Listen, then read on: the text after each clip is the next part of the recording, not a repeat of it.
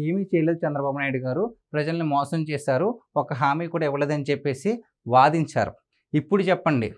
ఇదిగో చూసుకోండి. సూపర్ సిక్స్‌లో మరో పథకం. ఏంటది? అన్నదాత సుఖీభవ. ఇది ఒక్కటే కాదు.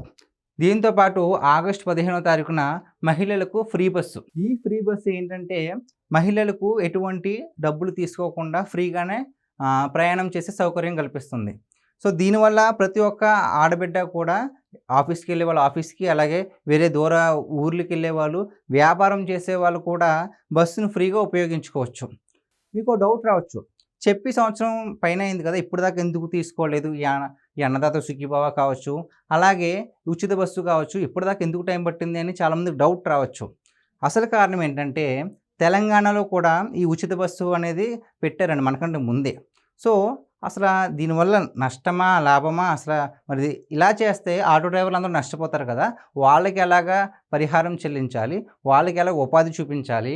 దాంతోపాటు దీనివల్ల మన రాష్ట్ర సంపదకి ఏదన్నా నష్టం వాటిల్లుతుందా? లేకపోతే బ్యాలెన్స్ చేయొచ్చా? ఇవన్నీ లెక్కలు వేసుకోవాలి కదా! సర్వే చేయించాలి కదా! సో ఈ సర్వేకి ఇంత టైం పట్టింది.